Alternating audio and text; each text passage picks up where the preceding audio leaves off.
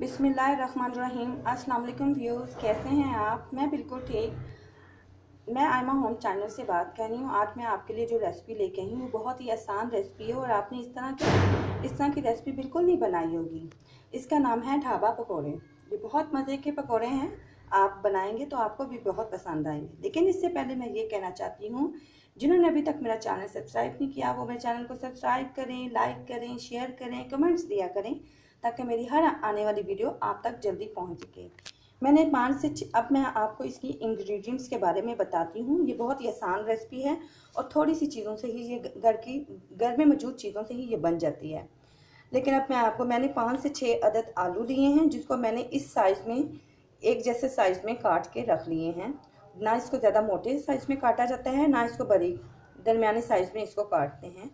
इसको मैंने धो के अच्छी तरीके से वॉश कर दिया है और ये देखें, ये इस तरह से बन चुके हैं। अब इसके अंदर मैं और चीज़ों के बारे में बताती हूँ। इसके अलावा इसके अंदर मैं पुदीना डालूँगी। पुदीना बहुत अच्छा है, बहुत मज़ेदार इस पकौड़े बनेंगे। इसके अलावा इसके अंदर मैं पालक डालूँगी, प्याज, पुदीना और ये मसाले ऐड करूँगी। और मसाले में ज़्यादा मसाले ऐड नहीं करूँगी, जो घर के मसाले हैं वही डालूँगी।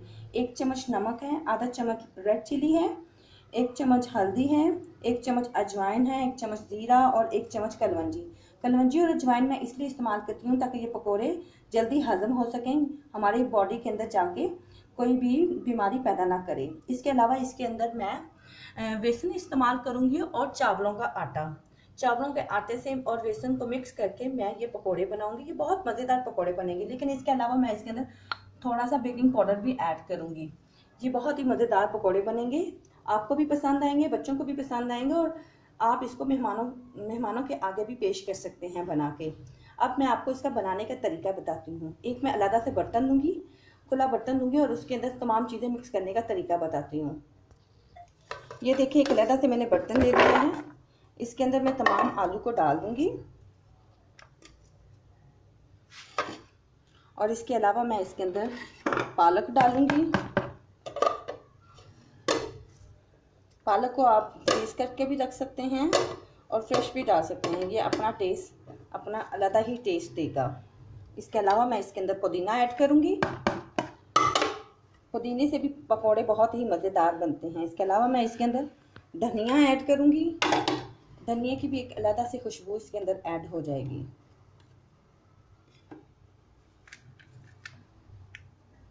इसके अलावा मैं इसके अंदर प्याज ऐड करूँगी। प्याज को आप छोटे बल्कि इस साइज़ में काटेंगे तो ज़्यादा अच्छा रहेगा। ये भी मैंने 2 से 3 अदद प्याज लिए हैं और उसको इस शेप में काटते हुए थे। इसके अलावा मैं अब इसके अंदर तमाम मसाले ऐड करूँगी। ये मेरे मसाले हैं, ये हर घर में मौजूद होते हैं और इसको मैं इकट्ठा ही ऐड कर दूँगी।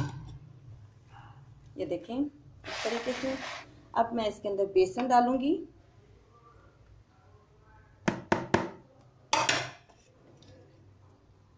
इसके अंदर मैं चावलों का आटा ऐड करूँगी। देखिएगा, ये बहुत मज़ेदार रेसिपी बनेगी। अब मैं इसके अंदर बेकिंग पाउडर डालती हूँ और बेकिंग पाउडर से थोड़ा सा डालना है, ज़्यादा नहीं डालना। ये देखिए, मैंने बेकिंग पाउडर लिया है। आप बेकिंग सोडा भी इस्तेमाल कर सकते हैं, लेकिन मेरे ख्याल में बेकिंग सोडा के बजाय आप बेकिंग पाउडर इस्तेमाल करें, वो ज़्यादा अच्छा रहेगा। अब इन तमाम चीज़ों को मैं अच्छे तरीके से मिक्स करूँगी। लेकिन इससे पहले मैंने पहले से फ्राई पैन के अंदर सरसों का ऑयल डाला। आज मैं आपको सरसों के ऑयल में पकौड़े बनाने का तरीका बताऊंगी। ये बहुत ही मज़ेदार पकौड़े हैं, आपको बहुत पसंद आएंगे। आगे पीछे मैं घी में ऑयल इस्तेमाल करती थी, अब मैं आज सरसों के ऑयल में मैं ये पकौड़े बनाने का तरीका बताऊंगी। देखिए, अब मैं इसको अच्छे तरीके से मिक्स कर रही हूँ। आप इसको चम्मच के साथ भी मिक्स कर सकते हैं, लेकिन मैं कहूँगी हाथों के साथ मिक्स करें तो ज़्यादा अच्छा है। हाथों के साथ अच्छे तरीके से मिक्स हो जाता है, अच्छे तरीके से हर चीज़ यकजा हो जाती है। इसको मिक्स करके और आप पकौड़े बनाना शुरू करते हैं। ये देखिए, ये बहुत मज़ेदार पकौड़े बनेंगे, आपको बहुत पसंद आएंगे। ये देखिए, अब मैं इसके अंदर पकौड़े डाल रही हूँ। आप इसको चम्मच के साथ भी डाल सकते हैं और हाथ के साथ भी डाल सकते हैं। हाथ के साथ डालेंगे तो ज़्यादा अच्छे बनेंगे।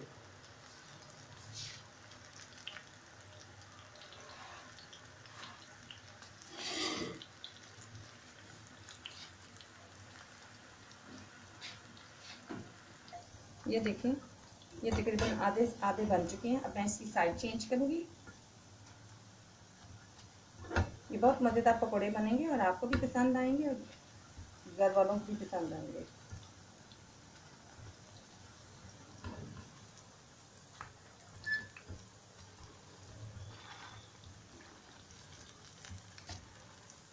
ये देखिए व्यूज़, मज़ेदार ढाबा पकौड़े तैयार हो चुके हैं। आपको बहुत पसंद आएंगे।